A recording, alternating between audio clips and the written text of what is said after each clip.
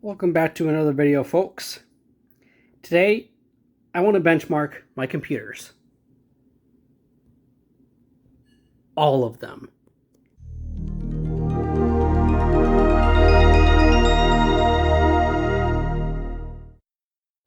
So these are all my computers in my collection. Did not realize how many I have until I actually put them all together. So this has been a project that I've been wanting to do for a while. I've been wanting to kind of document the performance of all of these computers and be able to compare them to each other. Why exactly? I don't know. Why not? So we'll be running a variety of benchmarks on all of these computers. We're also going to be comparing boot up times and see how they compare to each other. First up, we have the weakest of the bunch, the Dell Dimension 3000. This was my childhood PC. It's not particularly the fastest, even by 2005 or 2006 standards, which is when this was originally sold. It's got an Intel Pentium 4 processor, 2 gigs of DDR RAM, an 80 gigabyte IDE hard drive, and integrated Intel Extreme Graphics 2 with 96 megabytes of video memory. That's right, megabytes. That was a pitiful amount of VRAM even back then. And it's no surprise why this is the weakest of the bunch. Let's start the benchmarks. Starting now.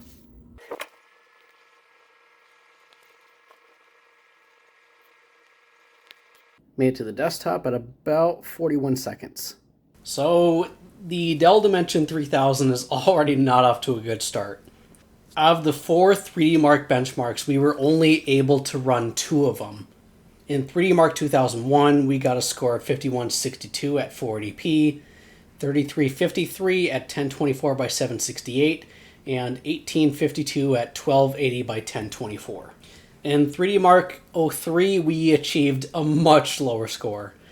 211 for 480p, 136 for 1024 by 768, and a measly 100 points for 1280 by 1024.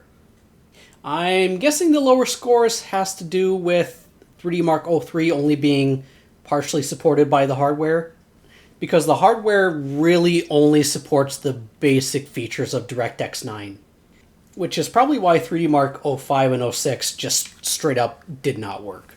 Our next contender, an Apple iBook G4. Released in 2005, the Apple iBook was one of the last laptops, along with the PowerBook series, to ship with a PowerPC processor.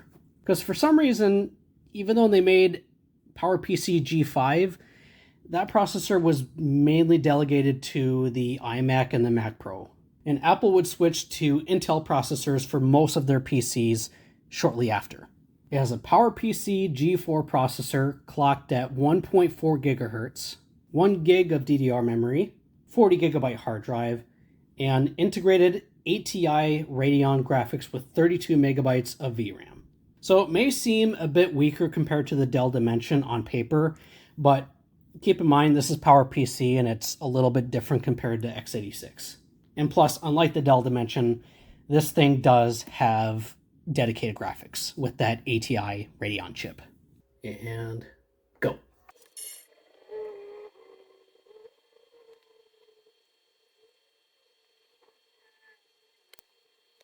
A little over a minute to get to the desktop, so not the fastest in the world.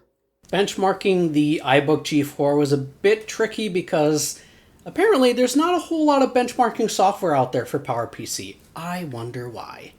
I was still able to get some results. So in OpenMark, we got 190 FPS with 1,152 triangles on screen.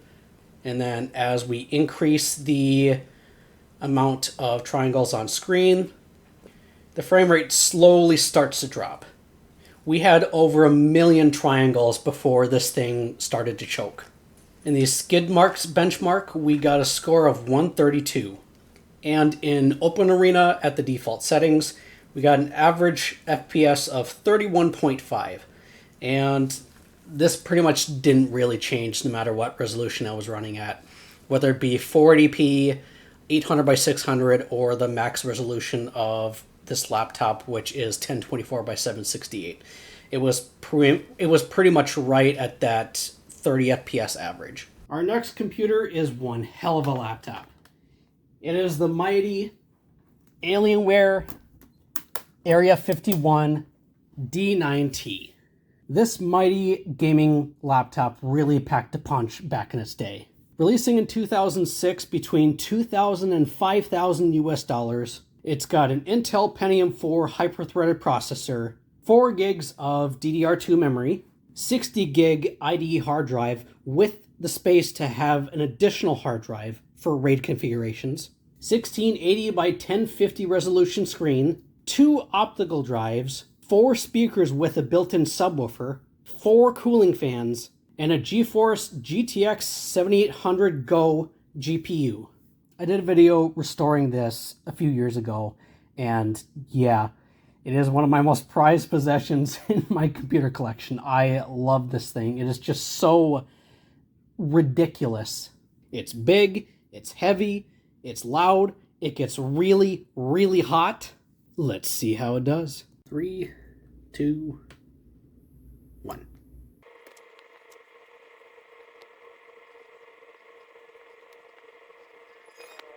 Made it to the desktop at about 48 seconds. So, it could be better. My God, that is a crazy resolution for a laptop. Oh, did I also mention that this thing takes a 330 watt power supply? That is just ludicrous. Just look at it. So the Alienware is already off to a good start.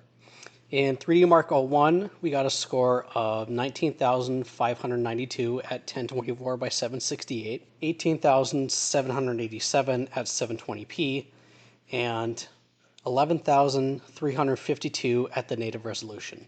In 3D Mark 03, we got a score of 8910 at 1024 by 768, 5709 at 720p, and 3917 at the native resolution. The next two is kind of where the Alienware starts to suffer a little bit. So in 3D Mark 05, we achieved a score of 4807 at 1024 by 768, 4013 at 720p, and 2840 at the native resolution.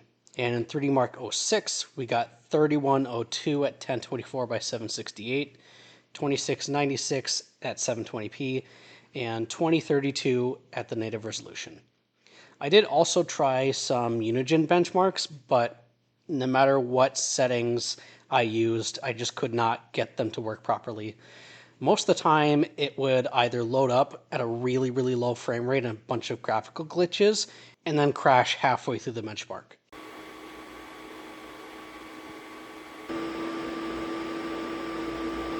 Our next contender is pretty mediocre compared to the last one, and that is the Dell Inspiron 1521.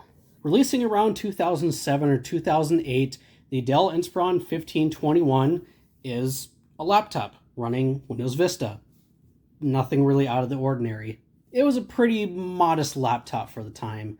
It's got an AMD Athlon 64 X2 dual-core processor, 4 gigs of DDR2 memory, 1280 by 800 resolution screen, 80 gigabyte SATA hard drive, and integrated ATI Radeon X1270 graphics. Minus being bogged down by the dreaded Windows Vista, it's a pretty alright laptop.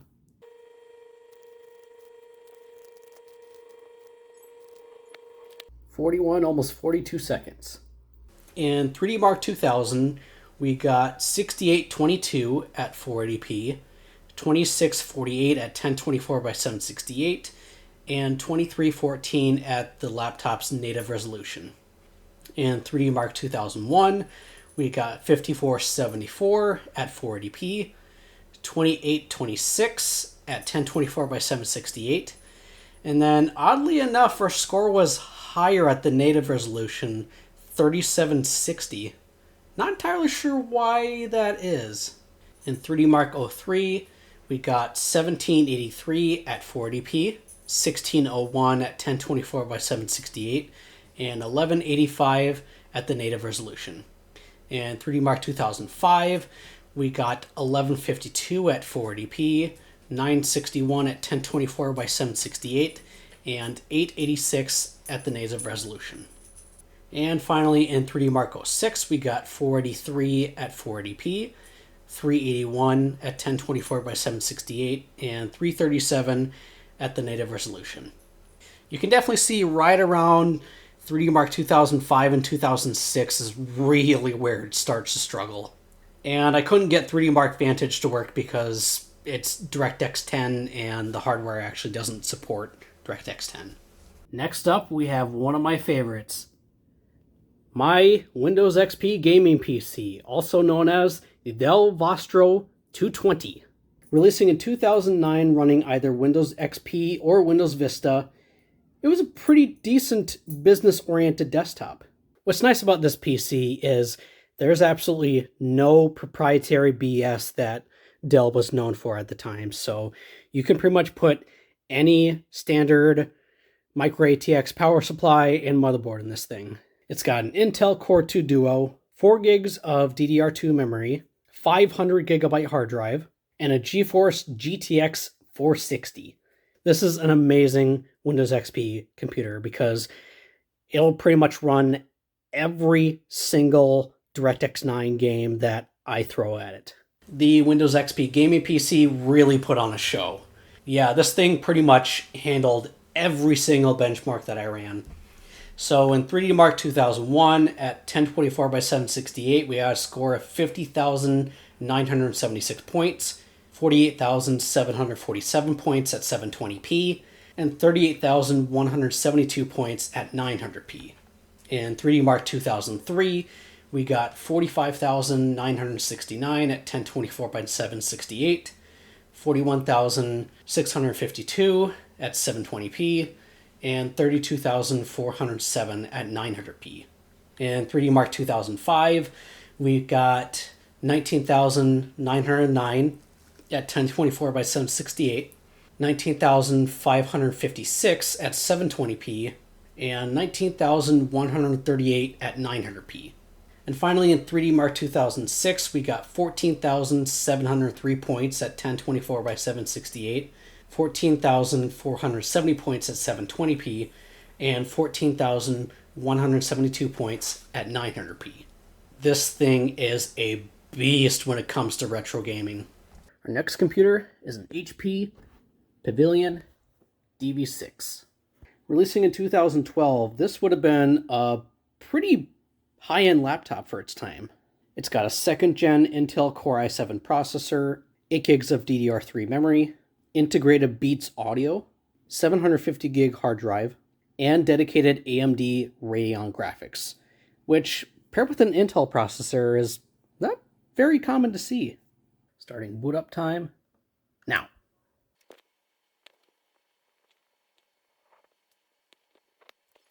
Fully booted up in about 35 seconds. Not too bad.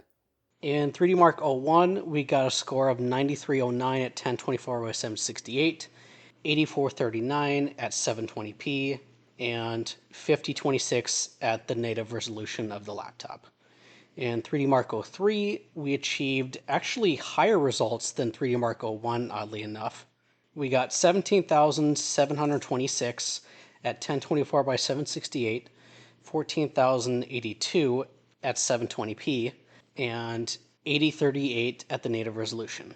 In 3D Mark 05, we achieved 15,928 at 1024 by 768, 15,231 at 720p, and 11,137 at the native resolution. In 3D Mark 06, we got a score of 11,225 at 1024 by 768, 10,673 at 720p, and 7813 at the native resolution. In 3D Mark Vantage, we got a CPU score of 17,439 and a GPU score of 8955. At 720p, we got a CPU score of 15,059 and GPU score of 7992. And at the native resolution, we got 15,106 for the CPU and 3780 for the GPU. In 3D Mark 11 at 1024 by 768, the CPU scored 2225, GPU at 6156, and an overall score of 1587. At 720p, our CPU scored 1361, GPU at 6096, and an overall score of 1311. And then, for some reason at 1080p, I just could not get the benchmark to finish. It would end up crashing halfway through, and plus it was like running at like 1 or 2 FPS throughout the entire benchmark. So the HP laptop does really good with late 2000s games. However, once we get into the early 2010s, that is where it tends to struggle, at least at those higher resolutions. I also ran some Unigen benchmarks on the HP Pavilion. So on the Tropics demo at default settings, we got a score of 1124 and an average FPS of 44.6. And in Sanctuary, again at the default settings, we got a score of 2900, minimum FPS of 46.2, max FPS of 85.1, and an average of 68.4. In Unigen Valley, we got a score of 892, minimum FPS of 11.9, max FPS of 45.4, and an average of 21.3. And in Unigen Heaven, we got a score of 634, minimum FPS of 7.1, max FPS of 48.5, and an average of 25.2. So all of these tests were run at 720p, and you're probably wondering why I didn't try to run them at 1080p. Well, mainly because the performance was pretty terrible.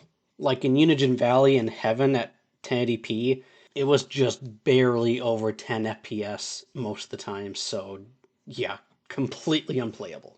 Our next PC is my main one. This is an AsROCK Deskmeet barebones PC from around 2022 or so. I absolutely love this thing. This is a great PC for everything from gaming, video editing, virtual machines. It's absolutely perfect for my needs. It's got a 12th gen Intel Core i5 processor, 32 gigs of DDR4 memory, a 1TB NVMe SSD, 2TB SATA SSD for extra storage, and an RTX 3050 8GB version.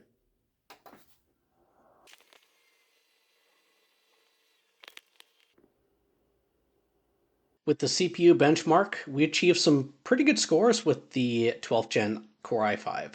Does pretty well with multi-threaded performance, and then obviously falls behind with single-threaded, but that's to be expected. Temperatures seem to be pretty stable. The highest I saw was about 67 or 68 degrees. There's more detailed information regarding our scores.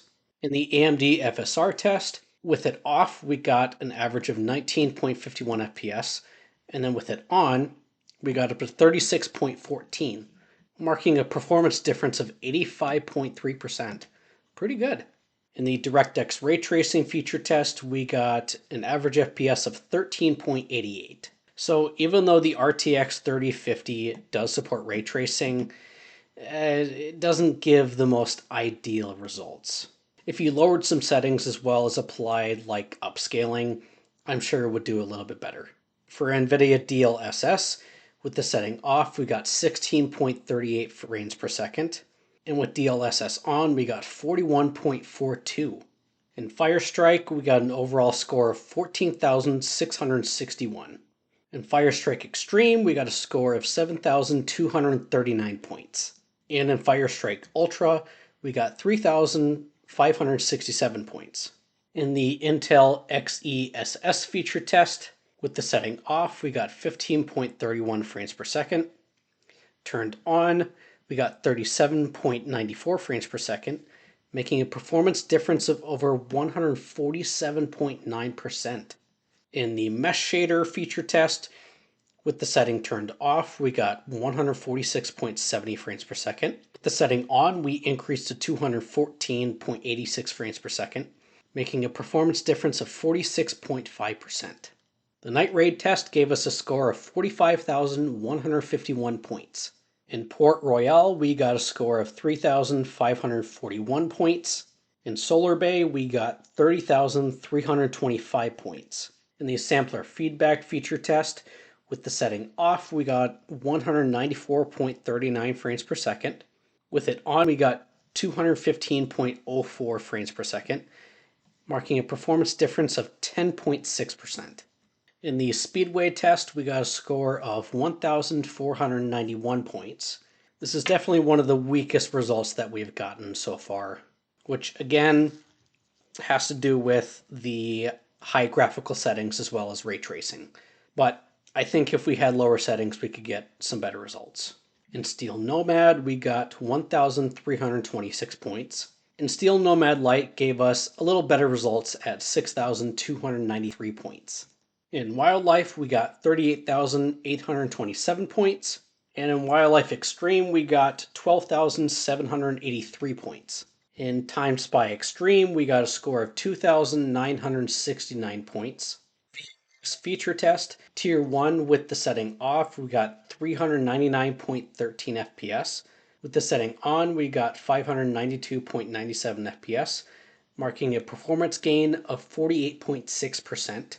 And in VRS feature test, Tier 2, with the setting off, we got 44.45 frames per second. VRS on, we got 76.50 frames per second, marking a performance gain of 72.1%. Our final computer, and the newest one of the bunch. My main laptop, an HP Victus. I bought this during Black Friday of 2024, and it is an amazing laptop. Previously, I was using an HP ProBook, which had an 8th gen Intel processor, and that was fine for a few years, but it was really starting to show its age. So this thing was a huge upgrade from that. It's got a full HD display with a 144 Hz refresh rate, an AMD Ryzen 5 7000 series CPU, 32 gigs of DDR5 memory, 512 gig SSD, and dedicated AMD Radeon RX 6550M graphics with 4 gigs of VRAM.